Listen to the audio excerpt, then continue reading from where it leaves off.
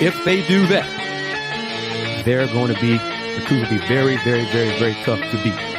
Off the window, no. Roberts tried to get it. Shed for the win.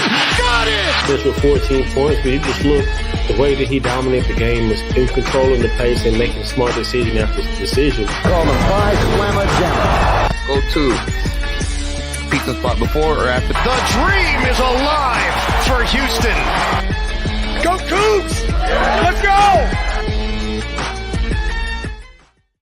Welcome in to another episode of Let's Rage Coogs presented by the Saxenian Family, the first original Houston postgame show after each and every single men's basketball and football show. And the Houston Cougars absolutely dominated in every way, shape, or form in this game. I guess technically they might have had a handful of seconds when Longwood made their run in the first half and cut it 14-9, but after that point, it was completely one-sided. The Cougars, not only that they looked like a one seed, but quite frankly, they dominated. They flexed their muscles. They showed why they were number one in the country for all those weeks.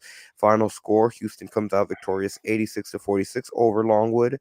Jamal Shed had 11 points, 9 assists. LJ Cryer was tied with Damian Dunn as the leading scorers for Houston with 17 points apiece. And we saw the return of Ramon Walker, who played in his first game since February 19th after suffering that knee injury, the meniscus injury that could have potentially sidelined him for the season.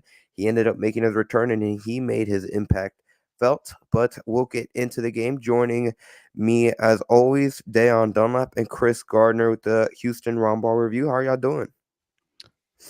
Doing great, fellas. How y'all doing? Great. I'm doing great as well.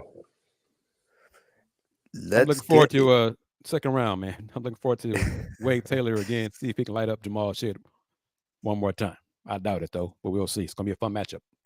Yeah, let's get into it. It's going to be a rematch of that Toyota Center matchup that they did in December, in which the Aggies and Cougars played. Unfortunately for the Cougars, that was also the last game that Terrence Arsenault played for Houston, but we'll get in a lot of that matchup a little later on in the show. But let's talk about this game in particular in the first round. Houston, again, flexes muscles, they completely dominated Longwood. Defensively, they were dialed in. Again, it was 14-9 at one point. Houston ended the half on a 29-7 run, and they were up 43-16 at halftime. They ended up winning by 40 points. Ryan Elvin, I think it might be a record for how early he checked into the game with still over 6 minutes left to play. Everyone got in. Everyone, with the exception of Cedric Lott that played, scored. Looking at minutes, Jamal Shed only played 25 minutes. Javier Francis played 24. Juwan Roberts, who seemed like he might have gotten banged up again, but he only played 19 minutes. No one played over 30 minutes.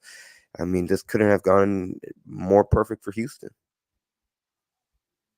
Agreed. And you see the difference, or how much, just in minutes, that Ramon Walker's presence, return, adds to the team. They went 9 deep in the first half. And he did what he does. He crashes around, got offensive rebound, and all those great things. But that extra body spreads out the minutes. And that's another plus, another tool in the shed for Coach Sampson. We didn't, Longwood wouldn't have needed a miracle performance, shooting well and all those kind of things to have a chance to win this game. And they didn't get that, obviously. Cougars won by 40. Good to see Damian Dunn not hesitate, knock down shots. So a well-balanced win by the 1 seed over a 16 seed. Yeah, and just to kind of add to what Chris just said, with Ramon's return, I think it also puts everyone in their natural positions in regards to matchups on the floor. And I think they all look comfortable, and they played off the energy that Ramon brought when he entered the game, and they was able to sustain that whenever after that push from Longwood. And it was just impressive from top to bottom, from defense to ball movement, shot making. I think I'm looking forward to this next matchup as well. On the topic of And Ramon Walker, let's before we can talk about Ramon more, let's the opponent wasn't great, but we're seeing more and more. Big said a lot, getting more comfortable in his role on the court. Did not get in foul trouble, blocked some shots, didn't make free throws, but I mean, you don't expect him to do that. But defensively, he was in the right spots more and more. So I think that's more of a positive. And with said being productive and not a negative, Ramon's return could be at that 4 spot. You don't have to worry about, the 5 spot now was Javier and Sid. That's good. You don't have to, worry about too many minutes for Juwan Roberts at that 5 spot if that shin contusion is more problematic for another game. yeah, like I was gonna say, he made his impact felt almost instantaneously. That Effie on YouTube brought up, he skied. He looked like he came out of nowhere. He flew in for that first rebound, drew contact, got a foul, hit a free throw, and like you said, Chris, brought the energy. I think it was you that tweeted it out after he got fouled. He shouted, and you could just see he was just energized just to be back on the floor, and the entire team rallied around him being on the court. And again, the impact that's not necessarily seen on the stat sheet, where he is going to allow a lot more of these players to get much needed rest. And it gives Houston flexibility, which they just have not had over the course of the past 4 weeks that he's been out, along with JoJo Tugler that follow not soon thereafter. And salute to Fran Fraschilla, because he hinted at a possible Ramon return last week during the Big 12 tournament. And then I spoke to Ramon on Sunday, and he said he's getting close. He said Sunday he was 80 to 85%. And the key, and we'll find out Saturday. He said to me, the key is how my knee responds after practice. So now that he's played a game, we'll see how it responds after the game. If it doesn't have any flare-ups tomorrow, then he'll be good to go on Sunday against the Aggies. And of course, they'll need him for his activity, his hustle, heart, effort, energy, all those things, and just the body to be active defensively against those Aggies.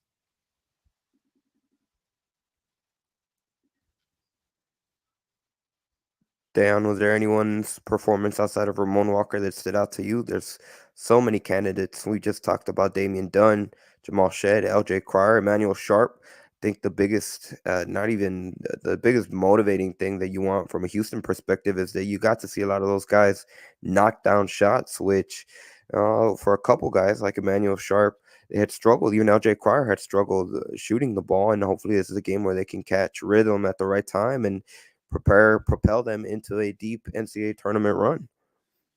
Yeah, when you say shot making, LJ stuck out to me.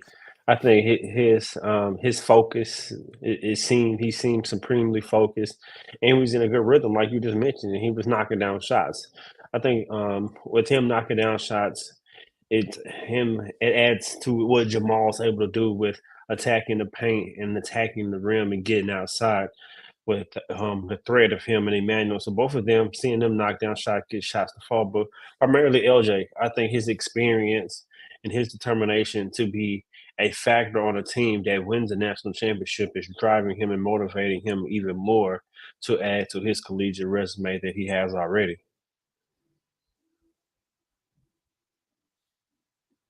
Quick before we get into a huge shout out to Houston Cougars Germany, who's become a regular on a lot of these post game shows. Big shout out, said great job guys, thank you, go Cougs, and left the super sticker. So thank you to you, Houston Cougars Germany, for supporting the show. And I'm just gonna how do I say it? We encourage others to do the same thing. If you have the means to do a super chat, super sticker, please do so. Contribute and to help the Let's Rage Coogs. You see, we got what additional sponsor for this show, the post game season tournament, NCAA tournament is here. So if you want to help us continue doing this and ultimately doing more with more, because we've done a lot with less than some other folks. So that's all we're asking for, to keep us going forward, onward and upward. That's what I like to say. Yeah, saying onward and upward, just like the Cougars did in this game in particular. But Jamal Shed, great bounce back from the Big 12 performance, Big 12 championship game performance. 11 points, didn't necessarily need to score much, but he was efficient. 5 of 8 from the field, only took 3 pointers, made one of them, but 9 assists. He was really finding his open teammates. And like you mentioned, Dan, when it came to the rhythm of LJ Cryer, Jamal Shed did a phenomenal job of setting up all his teammates, Cryer included, Emmanuel Sharp. They benefited tremendously from Jamal Shed's ability to be a floor general in this game. And salute to Coach Sampson. We do that a lot on these LRC shows, but to draw up a play for Emmanuel first part of second half. Second half. Second half, Emmanuel did not make a shot in the first half, and Coach drew it up for E. E knocked down that three to help him, kind of shake out of Emmanuel doesn't lack confidence, but to see the ball go in right off the bat in the start of the second half, that's good as well. So good job for Emmanuel and Coach Sampson and the players to dominate a team that they should have dominated. They did. Yeah, but to your point of Jamal, Andy, his assertiveness and the way he attacked them to get down floor and the way he was finishing, but I think that complemented with the way that LJ is making shots. It really is a sight for me to see. I think he looks supremely focused as well, especially on the defensive end. I think he got Houston sparked with his intensity, the way he was on their front line and attacking and pressuring the basketball, and then just the way he playmakes. I mean, to see his comfort level, his basketball IQ, the way he's able to control the pace of the game and set his teammates up. I think that's really what makes him a special point guard. Not only his ability to take and make the big shots, but what he does to create, excuse me, to create for others. And he did that well today. I think he's looking forward to the next game, and so am I. He's looking forward to the challenge, against Wade Taylor the fourth. Wade went off in December, even though Jamal blocked, I think, 2 of his shots, and Wade still hit some deep threes, some tough contested threes. But from both perspectives, Aggie perspective, fan perspective, and Coug fan perspective, Nebraska's defense is nowhere near. No, not even close.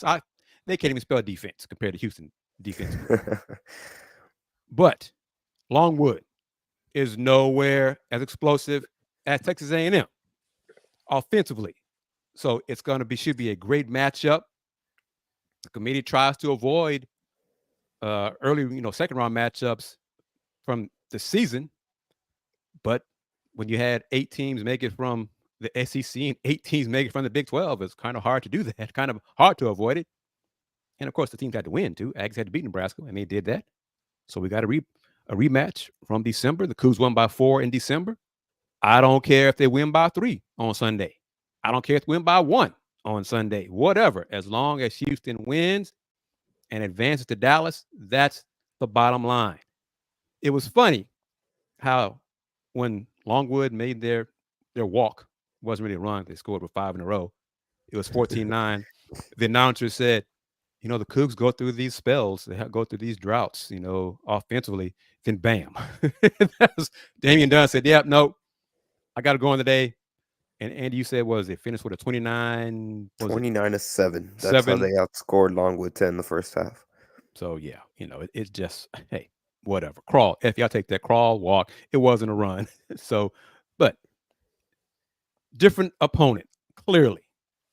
Aggies are better than Longwood.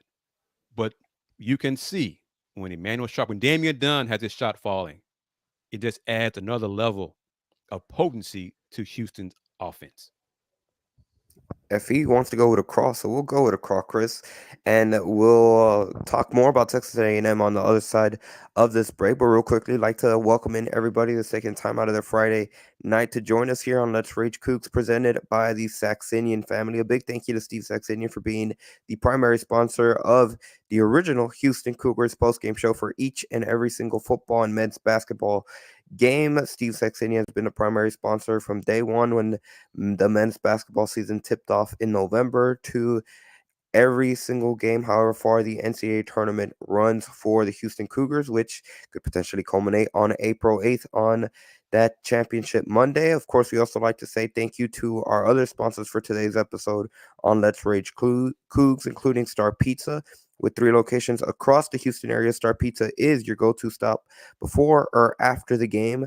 With a game like this, obviously 11, it's never too late for pizza, but most definitely after a victory Friday, you could stop in on Saturday to get some pizza on any of their various locations.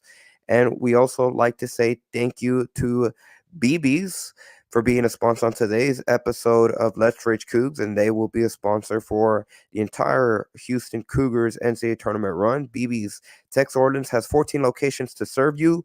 Build your boil with us today. And again, a big thank you to BB's for being a sponsor on today's episode. And last but not least, we'd also like to say thank you to Cougar alum Vincent Harding, who's a real estate broker, and he is the sponsor of the ticker that you see scrolling on the bottom on any of the YouTube or video platforms if you're watching us on twitter.com or x.com, formerly known as Twitter. And you can contact him if you're interested in any of his real estate services at 832-758-2712. Once again, that's 832-758-2712. With that being said, let's get back into this game and the matchup. And Fees brings up a great point when it comes to celebrity brackets. Up next, Texas A&M. When we touch about how they played in December, that was a very, very intriguing game in that Houston, for the most part, was in control for that game. They led by over 20 points. I think their largest lead was 21.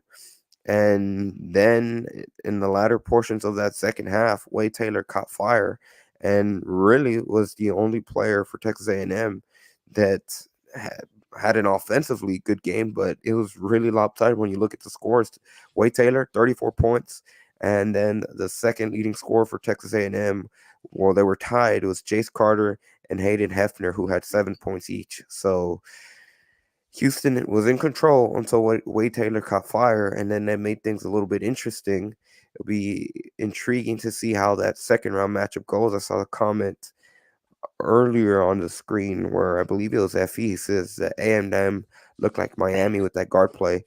I think this is one of the situations where Houston will benefit tremendously from having played Texas A&M already once, and that explosiveness that Wade Taylor showed against the Cougars themselves back in December at the Toyota Center. It will help. In that game in December, Mr. Obaseki was 0 for 5 in 9 minutes for the Aggies. He started the last 5 or 6 games for the Aggies, and they played much better and played faster, and offense is rolling and all those things. So he's got much more confidence than he did back in December. But the Aggies have multiple guards who could give Houston problems. That's one thing that Dayon and I and Andy have said is a potential concern for matchups. Aggies, I do not see them shooting 54% or whatever they did against Nebraska today. I don't see them scoring 98 points like they did against Nebraska today. But also, a key about December, Jamal said it immediately after the game to John Rothstein this evening. He remembers what Wade Taylor did in December. Jamal's going to accept that challenge and see if Wade can go off with 34 points like he did again. I doubt it. Should be a hell of a matchup, though. I'm looking forward to it. But again, I know Stephen A said he picked the Aggies to beat the Cougs in an upset second round. He has them going all the way to the Final Four. I'm surprised he was that high on Texas. He'll be wrong come Sunday, and that'll be into that. So no worries. Yeah, this Texas Tech team is a different team than this team that we face. Obaseki, since he's been starting, they're 6-1 in their last games, and I watched the game today, and he looked like an NBA player out there. His aggressiveness, his shot making ability, the way he creates, he's a big body, and I think with their 3 guards, with Ramford, Taylor, and himself, the way that they all complement each other, they all had over 20 plus points today. I don't think that'll happen against Houston, but I think he's a real threat, and he has a real potency to what Taylor brings. So I think this is a different team than what we face, but I still like our matchups. I like I like our guards a little better, but it's gonna be a battle of the guards. Which group of guards, trio of guards, can play better. Will it be Houston's led by Jamal Shed? It will be the Aggies led by Taylor. But then you got the wild cards. I think that's where Houston comes off the bench with Damian Dunn. Showed what he could do today in his first March Madness game. He was excited, and he came through. Can he come through in the next game? I think that'd be important. But I like the matchup. This Texas A&M team is really good in regards to how they attack like we do. But I think one of the huge things to watch in this game, I think when I know they are the number one offensive rebounding team, but they're not top in the country when it comes to second chance points. So oftentimes when they get those offensive rebounds, they kick it out and look for threes. So it will give Houston an opportunity to reset their defense if they are to get beat up on the offensive glass, because you're going up against a really good team, and Houston lost the players that they lost who were really good rebounders. And so, but to counter that, Houston is a tremendous defensive team that creates a lot of turnovers. They did that today, and Texas A&M oftentimes get loose with the basketball and have turnover issues. And so if Houston can get turnovers and get out in transition, get points off of those turnovers, I think that can be a key opponent to Houston beating Texas A&M. But they're a different team. I think they're more confident with their three guards that they lineup that they've been playing with, and it's been successful for them. But I like the matchup, and I like Houston's defense to be the edge to kind of get them over the top. Great points, brother. Great points. The offensive rebound, Aggies are tops in it, but they do have turnover issues sometimes against aggressive defense. Well, that's Houston. Houston. I think another key will be how the game is called, how tightly the game is called. If it's allowed to be physical and Javier Francis doesn't get in early foul trouble or foul trouble at all, and then when Big Said comes in and does get in early foul trouble, that just adds to Houston's versatility defensively. It gets to a point. One thing about folks talking about Aggies look like Miami. Keep in mind, Marcus Sass was not 100% last year, and he's with Jamal Shed, and he's with Jarris Walker. Those three guys were playing against. They just fought through. But they were not healthy. Jamal Shed is as healthy as he's been, especially compared to last season. The major issue now for the Cougs is Juwan Arbert's health. Ramon Walker is healthy as he can be right now, of course. But these Cougs have 9. They're 9 deep again. That's a help. That's a bonus. Yeah, Crabtree77 says Nebraska was 37th best defense on KenPom. Jamal said Wade Taylor was the best point guard he's played this season. Both teams are better than the first time they played in December. Going to be good. And I think if we see what history has shown us this season, Jamal Shed, the second time he plays top opponents, when you think of the second time that Houston played Iowa State, the second time they played Kansas, Jamal Shed has stepped up to the plate each and every single time. So I think he's going to do it once again come Sunday, whenever the time gets announced. I don't think it's been officially made as of yet. Maybe it will over the course of this show. But it is definitely going to be an intriguing matchup, and I think that is going to favor the Cougars, how dominant defensively, especially, again, consistency, going back to the point that we've made multiple times to end the regular season and in through the Big 12 tournament, but like the bread and butter for Houston, defensively, forcing opponents to turn the ball over like they did today against Longwood, who forced 18 turnovers against Longwood, which turned into 25 points for Houston off those turnovers. The battle on the rebounds is certainly going to be a big thing for both teams come Sunday between Texas A&M and Houston, but I truly think that having them play the second time is going to favor into the Cougars much more rather than the Aggies, just because of what we've seen with the teams that Houston has played twice this season. I agree with Dayon. It's a different Aggies team that they played in December, especially with Obaseki back. Well, more confident and starting, and he's got his offense flowing. Aggies in December, Wade Taylor took 14 of the team's 27 threes. He took 14 himself, okay? He made 6 of them, and I think all 6 were in the second half during his heat check of a half that helped them come back when the Cougs were up 21. Emmanuel Sharp had a very good game. I think it's going to be a close game. It won't be, I think it'll be a game the Cougs can win, 75-70, 75-68, something like that. It may be a white knuckle game as long as the Cougs win. I don't see it being a blowout either way. Because another thing, that the Cougs have a day off. The Big 12 tournament, they played 3 games in a row. 3 games, 3 days. And they were so banged up. Coach Sampson said after the first 2 games, he wanted to come home. Because against Iowa State, they were just running on fumes in front of all those Iowa State fans in Hilton South. It might be a lot more Aggies in Memphis on Sunday than Cougars, but it won't be 17,000 Aggies. And I think that's going to be a factor as well. There'll be enough red in there to motivate the Cougs and the players to get this dub. Yeah, I agree with you, Andy. I think this second to Houston facing the Texas A&M for the second time will be to their benefit. I think the tendencies that particularly Wayne Taylor has and how he and when he takes some of his shots, Houston be able to study it and break it down and come up with a plan to not allow him to get some of his deep transition or pick and roll when he comes in the pick and quickly being able to get off his shot. Because thinking back to that game, some of those threes came off of screen to get Jamal off of him and the defense not reacting quick enough and he being deep enough to get his shot off before the defense reacts. So I think Coach Sampson and staff will be able to come up with a strategic plan to make it tough for him. I don't think you stop a player as good as Taylor is. You make it tough for him, and if he is to make some hell of a shots like he does and like he's capable of doing, then so be it. But I think you're not allowing him to get some of the rhythm shots that allow him to get in such a really, really hot rhythm really quickly.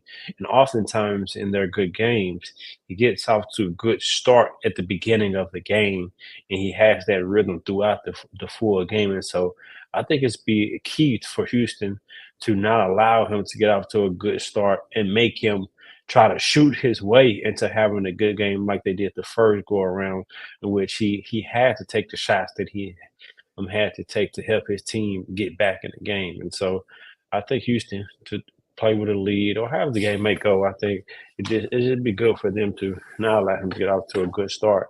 But I think just playing them a second time and having that familiarity with how they play and how they look to get certain shots and the tendencies will benefit Houston.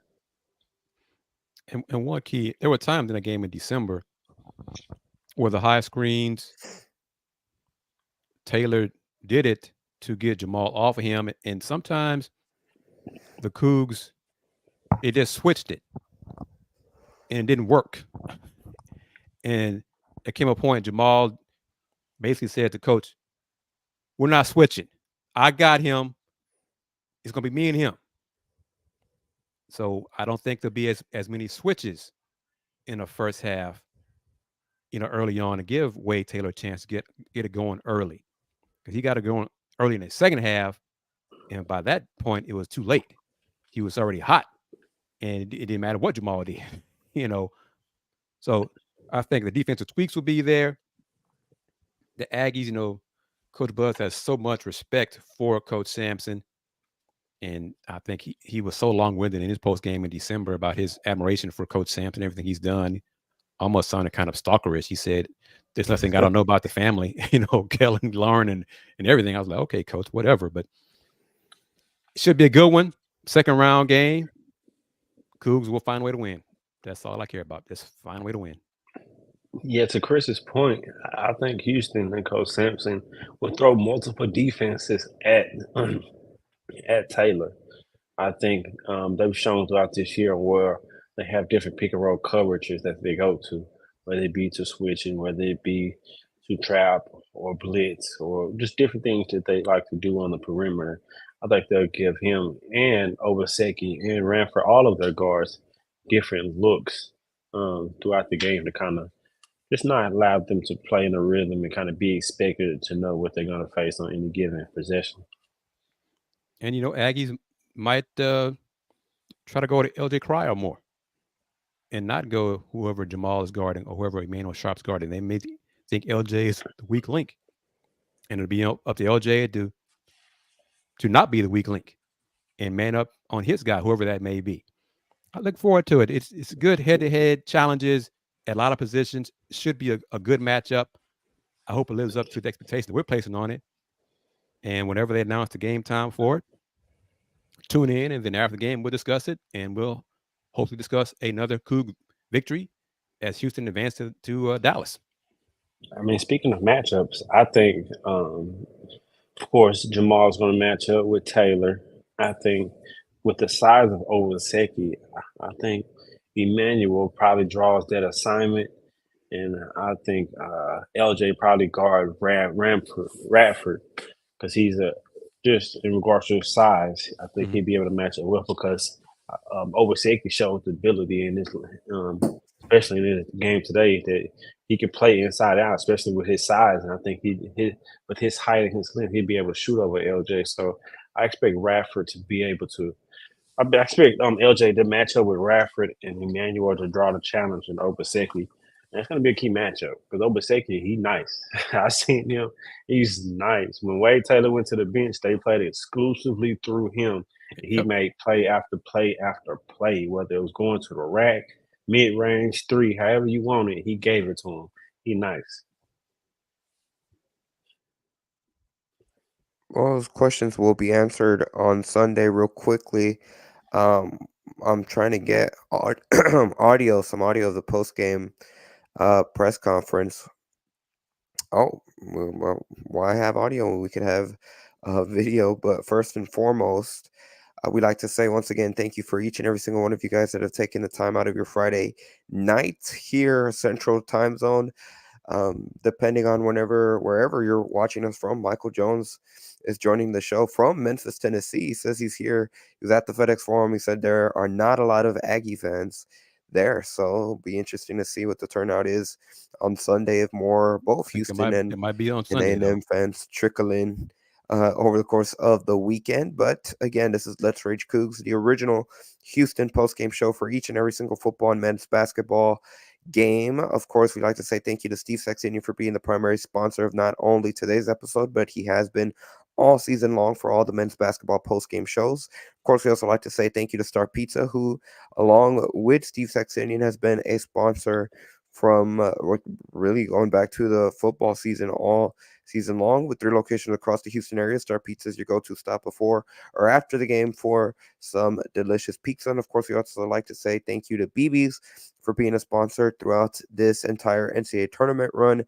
BB's Texas Ordnance has 14 locations to serve you. Build your boil with us today and stop at any one of the locations to support. Again, these are all local businesses in the Houston area that are not only supporting us here on Let's Rage Coogs, but support the local economy. Be sure to stop by any of their locations. Of course, we also like to say thank you to Cougar alum Vincent Harding for being the sponsor of today's ticker that you see scrolling at the bottom of the screen on the video platforms. He is a real estate broker, and you can contact him if you're interested in his services at 832-758-2712. Once again, that's 832-758-2712. Before we pull up the post-game video from Effie, that's a great point. He likes Monique Wilson on Obaseki. What do you guys think of, and we'll get back into the matchup in a bit, but what do you guys think overall how the NCAA tournament has gone so far through the first round? We can talk conference, how the Big 12 is done. The SEC has really struggled, but Texas A&M was going to be representing the SEC. That conference struggled. The ACC win has number done 2. Really well. That was win number 2 for the SEC with the Aggies win. Did they get the third one? Who was the other team it's playing? Tennessee. No, they had 8 as well. I think like the Big 12. So 2 and 5. So somebody I'm missing. Alabama. That's it. So that's 3 and 5 then. So yeah, Alabama. A&M. Yep. And TCU lost to Utah State. So Big 12 is 5 and 3 in their first round games. So 5 chances to get to the Sweet 16 starting tomorrow and get those units for the conference. The ACC outside of Virginia doing quite well, Yeah. But the South region, has been the upset region. The other part of it, we'll see who gets to Dallas. But it's the great, as Andy has said, it's the beauty and the curse of March Madness, the madness of March. That's why I like it the way it is. You give teams a chance to compete and get it done on the court. BYU, no, I don't say a little bit disappointed in BYU and Texas Tech, but BYU started too late. They got hot too late, and Jackson Robinson didn't have enough help. But hey, Big 12 is still 5-3, better than the SEC, so that's good. And you just got to take your battles where you can, and look forward to Saturday and Sunday. Yeah, I love it, man. I love the parity in the tournament. I love how any given game, anyone can be challenged and be beat. And so I like the outcome. I love the outcomes that we've been seeing. The unexpected. Oh, wait, Dayon. What are you saying? Greg Sankey's wrong? What are you saying? You don't want to see the mid majors and the lower tier programs get a shot at it? Is that what you're saying, Dayon? No. Yeah. I don't know what he's talking about. I like it because as they're proving on a game-to-game basis, if they earn it, some of these teams have won their championship tournaments, and therefore they're on a run. They're playing good, and so I'm open for it. I mean, if you earn a chance to be in the tournament, and we've seen it throughout the years on any given game basis, a Cinderella, quote-unquote Cinderella, can make a run. So the more the better. You got to win in advance. And these bigger conferences have the conference cloud over them, but at the end of the day, that doesn't win a game for you. NC State, it won at least 6 in a row because it won 5 in a row last week to win the ACC Conference Championship, and they won their first round game. So, I mean, it's just Miss Wanda chiming in. She was at the game in Memphis. Thank you for chiming in. I enjoy it. I like the way it is. Mike comment too. I don't want to see, just because you're a team in a power conference and you have a 500 record. So that's ridiculous. Yeah, no, I don't. I'm not all for that. Sorry. Mike's comment too. He says James Madison looked good. That would be an interesting battle with them between Duke. Yeah, they beat James Wisconsin in the Big Ten. Yep. Mm-hmm. Yeah. And they look like the flat out better team the whole contest. Yeah, they led like almost the whole game against Wisconsin. Yeah. Grand Canyon from the WAC is put into St. Mary's right now. 9 minutes ago in the second half, about 13. Texas Tech, when they played NC State, if we're looking at all the Big 12 schools, I think their performance, BYU is up there. BYU ruined my bracket. I thought BYU was going to win, and that got off my bracket off to a bad start. But I think Texas Tech, really, they didn't really seem competitive against NC State. Like, they had no answer. In my opinion, for the Wolfpack. And I think that was the more intriguing thing, considering what they had done, especially towards the end of the regular season in the Big 12 conference play. And I expected them to perform, or at least go out with a little bit more of a bang, which I found disappointing when it came to Texas Tech's performance. Yeah, see, me, I'm the opposite, Andy. I think seeing how NC State was playing so well and had so much confidence, I wasn't surprised as a result. As like you said, I agree, as Texas Tech really wasn't competitive in that game, but I gave that more to the credit of NC State and how well they've been playing versus BYU. I was surprised on that one. I was expecting them to win, and just to see how eventually they kind of fought back, but I was surprised more with that win. I think that kind of goes to our previous topic before about the parity of the tournament. But I love it though, man. I love it. Yeah, Texas Tech, they kind of succumbed to their injuries. They were banged up last weekend, key player with ankle injuries, and they just seemed kind of they couldn't fight through it. And they just didn't look like themselves. I mean, like the Cougs kind of took it out of them last weekend, and then NC State is rolling. They're just like supreme confidence Whereas Texas Tech is like, Tech don't have a lead guard either. you know, They they're don't kind of have like, a lead dog, a lead guard. So it's just one of those. It comes down to matchups as well. That's part of the tournament. And that's the fun of the tournament. It's matchups. It's one game, this team against Team X against Team Y. It's all about matchups. We can all project about certain things because at what point, what was it, on Sunday, I heard from friends and folks, and I think even in our group chat, boy, the Cougs bracket looks tough. It looks like the toughest bracket.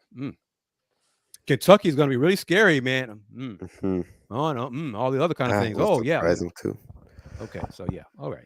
It's all about matchups, Marquette, man. for a good portion of the game, was struggling a little bit against Western Kentucky before they pulled away late, which was interesting, too. As long as Tyler Kolek is healthy enough to play, they'll be a tough out. He had a double-double, I think, today with 11 assists. He is a hell of a guard. And Duke was able to figure his stuff out, too, in their game as they closed out. Kind of similar situation. They were in it was a little bit more against Vermont. They had much more control, but Vermont kind of made a late run, and Duke was able to answer and put the game away. So, yeah, like you said, I think the South has definitely been a little bit more interesting. When Marquette was in a battle with Western Kentucky, I was thinking of 2021 when Houston in the Midwest region, a lot of their top seeds were falling off, but Marquette found a way to win and closed out strong. On that topic, let's hear what Kelvin Sampson and some of the players had to say following their dominating first-round victory in the NCAA tournament.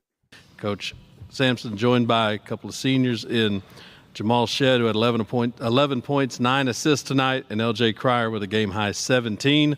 We'll start with an opening statement from Coach and then take questions for the student athletes. Coach? Yeah, I thought the most important things for us after the Big 12 tournament was rest. We just needed to rest. Because of all the injuries we've had, we're just not made for 3 games in 3 days. That was tough for our group. But I was proud of them. Winning 2 games in that tournament is not easy.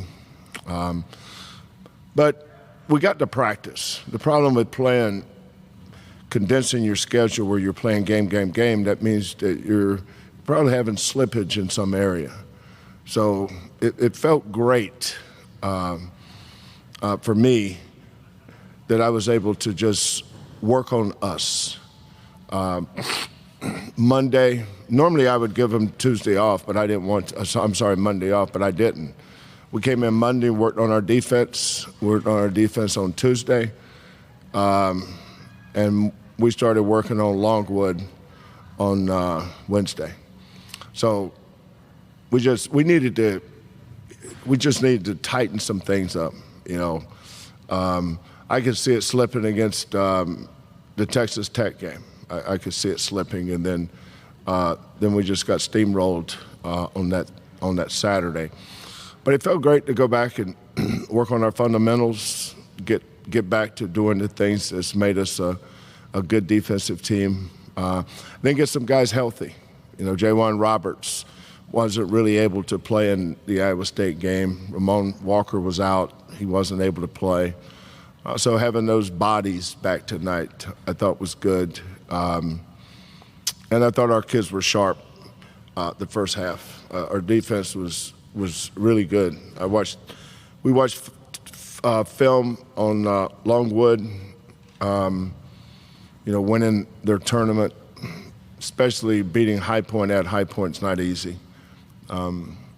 So we had a lot of respect for them, and we played accordingly. But it's the NCAA tournament. You don't take anything for granted. Our kids came in with the right attitude. Our best players approached it the right way, and our team followed.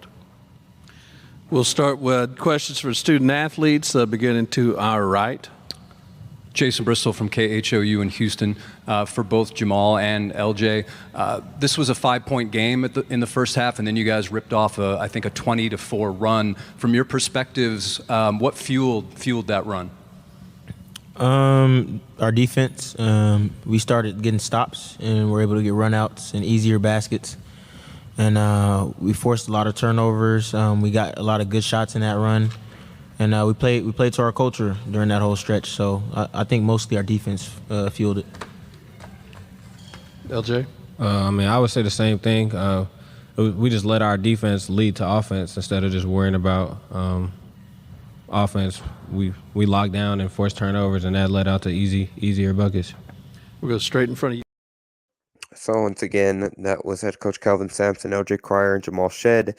They credit the defense, specifically what LJ Cryer and Jamal Shed gave towards the tail end of the clip, and then Calvin Sampson once again reiterating the how we're kind of running out of gas in the Big 12 tournament. Interesting, he said he noticed it during the Texas Tech game, and then it just was really evident in the Iowa State game. So again, kind of reiterating what he said to the television broadcast after the game about health priority after the Big 12 tournament. Slippage in Iowa State. I mean, Coach said it Sunday that Iowa State was 10 deep and they're built for 3 games, 3 days. Cougs at that time played, 7.5 players at that point were not built for 3 games, 3 days. So no taken away from Iowa State's performance. They rolled the Cougs, won by 28. But it didn't change the fact that Houston was a number 1 seed, had already locked that up. Some fans blew it out of proportion. Some fans and media blew the loss out of proportion. National media blew it out of proportion. In particular, there were some comments about Houston potentially having, well, obviously not realistic, but they were saying that loss could be, well, a lot of people were having them be prime candidates for upsets because of how they looked against Iowa State in the Big 12 championship game. That's why they need to beat the Aggies. Because those same media folks will say, see, we told you they were a fraud. We told you the game against Iowa State took a lot out of them. Blah, blah, blah, blah, blah. Whatever. Next.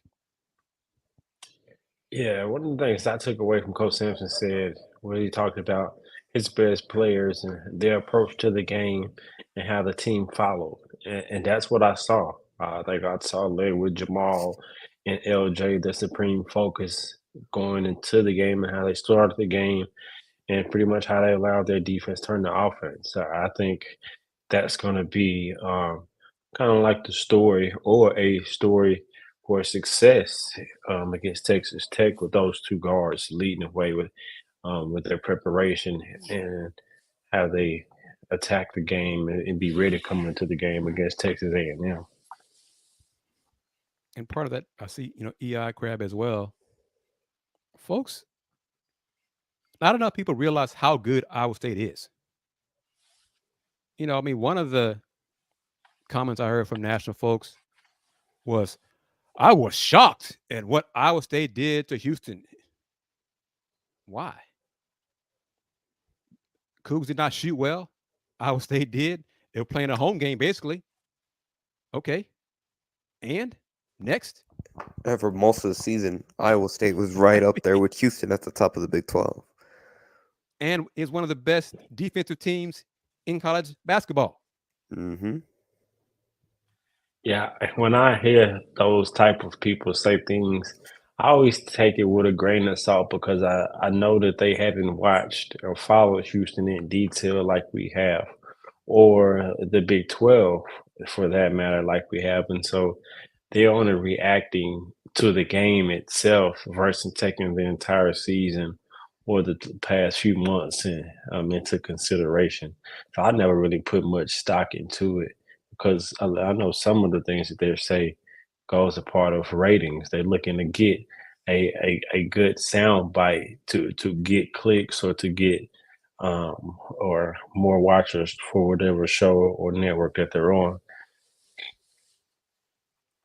And Mike's post right there is good. Iowa State is good enough to make the Final Four instead of UConn. Yes, they are.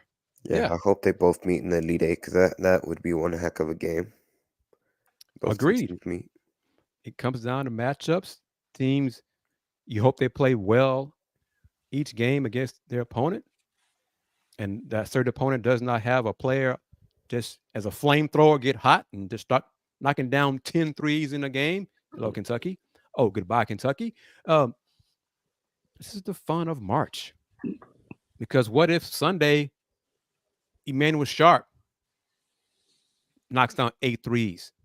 And all our hype about we expecting the Aggies Houston game to be competitive and tight. Emmanuel Sharp and LJ Cryer said, no. We're going to knock down a combined 15 threes. This game's over with 10 minutes going in the second half. Who knows? But it's the competition that we like and that we enjoy, and we want to see competitive basketball. Definitely. I think this game is going to be competitive on all levels, from the coaches to the players. Yep. For sure. Yeah. I'm looking forward to it. It's a respect between the Aggies. I'm not afraid of the Aggies. Cougars not afraid of the Aggies. None of that stuff. Could the Cougs lose Sunday? Yeah. If they don't play their A game, their B+ game, and the Aggies do, and Wade Taylor and Obaseki both go off, sure. But Jamal Shead, I trust in Dayon. Dayon said it. How long ago was it? 5 weeks ago, when you said Jamal Shead, you put it out there in the universe about Jamal Shead going to carry this team. Jamal Shead will find a way, and that's what I'm basing on that. Simple as that. He'll find a way to win. You know what I'm thinking of these? What will be 2 games played against A&M this season, with the respect the coaches have for one another. I could see them both agreeing to do a home and home going forward for maybe next year or a couple years down the line, and kind of building a rivalry between A&M and Houston. I can see that. I wouldn't have a problem with it. With the Cougs going to 20 games, the Big 12 going to 20 conference games, I don't know. Might kind of keep it light in non-conference, unfortunately. Light for me, my personal opinion. But, who knows? We'll see. Well, as we start to wind things down, I want to ask you guys if you caught this on the TV broadcast. Speaking of national media, but when they were talking about JoJo Tugler, my ears perked up when they called him Houston's best big man already. And Kelvin Sampson, when they interviewed him, I think it was right after one of the media timeouts in the first half, you kind of mentioned how JoJo Tugler is. I don't know if it was a slip up by Sampson, but he called him a starter. And then the TV broadcast went on to mention how he's their best big man of the season, obviously now out for the year. He has potential to be the best big man, but he's not right now. No. He had too many up and down moments this season. No. But I agree, but I just found it interesting when they ran with it. Especially when it comes to NBA potential, he has the most upside. But no. First, with Coach Sam, I don't think he slipped up there. I think he was saying JoJo's talent in regards to where he is. He's a starter, and often you hear coaches say we have 6 starters, and therefore he was counted on so much. He was the role that he had. He was consistent. Almost you consider him like a starter. So I think that's kind of what he meant there. And like Chris just alluded to, with JoJo having the highest ceiling grading to the NBA, I think when people are speaking about him, they're taking that into consideration. And that's why one would say that he's the best big man, because if you watch him and you project where he will be next year and a few years down the line, one would say that he's the best big man. And I can understand that, and I would get behind that. But like Chris is saying, right now in college basketball for this team, he isn't the best big man. But I mean, this depends on the context of what they're saying and how you're taking it. But I can see either way for sure. Well, that's pretty much going to do it for tonight's, I guess, now today in the morning, the episode of Let's Rage Coogs as we cross midnight here in the Central Time Zone. Is officially Saturday, March 23rd, as we're recording this live. Once again, we'd like to thank each and every single one of you guys that has tuned in with us past for hashtag Let's Rage Coogs After Dark, following Houston's 86-46 victory over Longwood in the first round of the NCAA Tournament. Once again, the Cougars will be playing the 9 seed Texas A&M on Sunday, and barring it being announced somewhere, that the time for that game is still to be announced. So I'm sure it'll be mentioned sooner rather than later. It'll be a rematch from the December matchup that these two programs had. When it comes to this game against Longwood, it was a thoroughly dominating performance by the Cougars. LJ Cryer had 17 points. Damian Dunn encouraging 17 points. He himself was efficient as well, 5 of 10 shooting, 2 for 5 on threes, and got to the free throw line multiple times, was 5 of 6 from the charity stripe in 22 minutes. And to bring up a comment earlier that I saw and we didn't bring up, it was E.I. Crabtree as well. Ryan Elvid at the end of the crowd. At the end was an awesome sight for him. So everyone that played had their moments today. And I get E.I. Crabtree's points, I guess, as well. He says that Longwood was the best rated 16 seed. There were still 16 seed, and Houston took care of business. They did what they were supposed to. With that being said, I'd like to say thank you once again to Steve Saxenian, Mike and Jennifer Pittman with Star Pizza, and BB's for being sponsor of today's show. We also like to say thank you to Vincent Harding for being a sponsor of the ticker on the bottom of the screen. We'll be back Sunday whenever the time is announced, shortly after the conclusion of whatever happens between Houston and Texas A&M. And Chris, I'll toss it over to you. Any final thoughts on this game, looking ahead at Sunday, or anything else you'd like to talk about? I'll say this: these late starts, they're tough, man. I wonder if the Aggie Cougar game on Sunday will start at 8 o'clock or 6 or whatever. Because these starts are late. So thank you to the fans for staying up with us on this edition of Let's Rage Cougs. We always appreciate your support and your comments and your questions. And join us Sunday night. Looking forward to the matchup between the Cougs and the Aggies, the players, the coaches, the rival. We don't like the Aggies. The Aggies don't like Cougs and how they think of us and whatever. But looking forward to it. But as always, thank you. And follow me on the Houston Roundball Review platforms, YouTube, Instagram, TikTok, Spoutable. And for the time being, still on Musk, Twitter, at VHR Review. Hopefully have up some locker room comments. I don't know if I'm going to post them tonight or in a few hours in the morning. But as always remember this. Since 1994, the Houston Roundball Review, local name, global perspective. Yeah, Chris, hoping for a 4 p.m., 3 p.m. tip-off on Sunday, hopefully. Yeah, man, I was struggling that second half to stay awake. Luckily, I was ready to rage about them Cougs. But like Chris just said, we appreciate everyone who stayed up late with us to join the show, whether you commented or you just watched and you've been watching for however minute. We definitely appreciate it. Appreciate all of our sponsors to help for us to sponsor the show, continue going.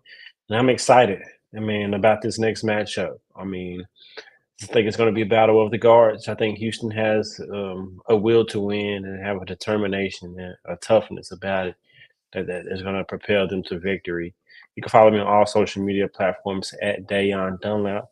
I'm looking forward to Sunday. As always, go Cougs.